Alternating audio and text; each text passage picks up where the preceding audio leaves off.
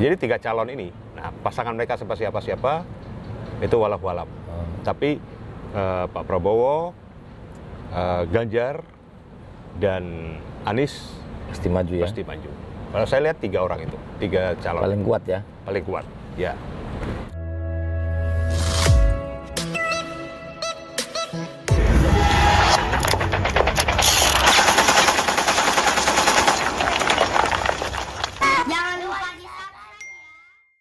Assalamualaikum sahabat Lukman, pengen tahu komentar abang itu kan dulu abang kalau salah lulusan Lemhanas kan bareng Ya. Pak Tito ya kalau nggak salah Ya, angkatannya Pak Tito ya Kapolri ya. Satu ya. angkatan kami. Satu angkatan sekarang Mendagri ya. Ya. Bang kalau ngelihat situasi yang sekarang ini kayak apa sih? Mudah mulai pada apa ya kalau nyebut ya, udah mulai pada gerah kali ya. Di sisi lain di kita ini COVID juga nggak kelar-kelar, Ya. tapi si para petinggi kita sudah mulai memanfaatkan dalam tanda kutip, baik mungkin ada yang dari sisi ini untuk bisnis mungkin ya, kita kan nggak nuduh, tapi ada juga yang memanfaatkan untuk jalur politik menuju 2024. Ya. Abang ngeliatnya gimana sih? Aku ngeliatnya agak lucu ya, jadi orang-orang tuh apa sih yang mau diurus itu loh. Gue sih ngeliatnya gitu loh. Lah Bang sama nggak sih kayak gue? Bang ngeliatnya gitu loh. Aduh, ini yang saya bilang itu. Jadi memang 2022 ini masuk tahun politik. Karena 2023 itu pilkada serentak. Ya, 2024 masuk pileg dan pilpres. Jadi elit-elit dalam tanda kutip itu mereka mencari panggung untuk itu. Mencari panggung, mencari kesempatan, dan mencari cara. Bagaimana 2023 atau 2024 kepentingan politik mereka itu dapat terakomodir. Nah, hanya saja memang ada sisi positifnya, ada sisi negatifnya.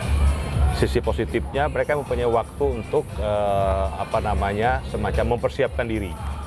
Tapi sisi negatifnya banyak pekerjaan yang harus kita lakukan di masa-masa pandemi ini maupun nanti pasca pandemi. Pertama, bagaimana kita bisa mempersiapkan semacam suatu kebangkitan ekonomi supaya rakyat ini tidak terus-menerus berada dalam lingkaran setan. Prediksi 2024 3 calon ya? 3 calon. Ada bayangan nggak siapa-siapa aja? Kira-kira siapa tuh nanti obrolan kita ada yang pas, jadi kita jadi dukun nanti. Dukun politik. Jadi kalau prediksi saya itu Pak Prabowo pasti maju. Pak Prabowo maju masih ya? Pak Prabowo pasti maju. Karena desakan dari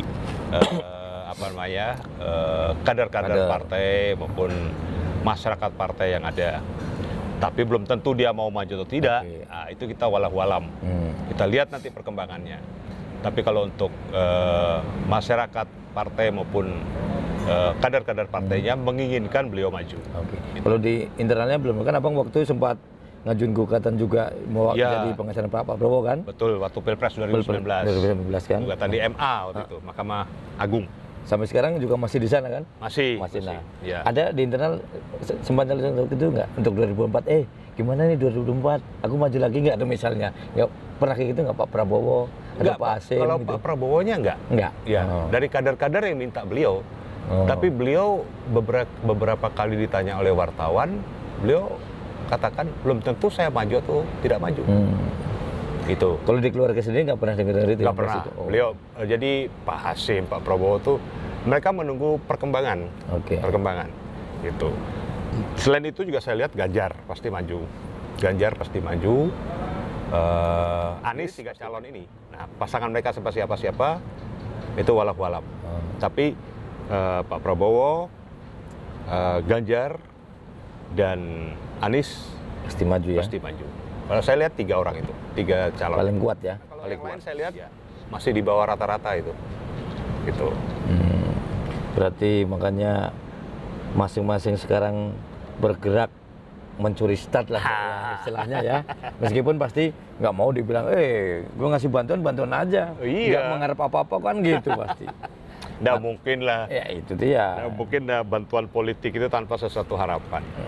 Kecuali bantuan pribadi ya, berupa zakat, pada kaum duafa, ada anak yatim, itu lain. Tapi kalau bantuan politik itu pasti ada udang di balik gorengan lah. Iya.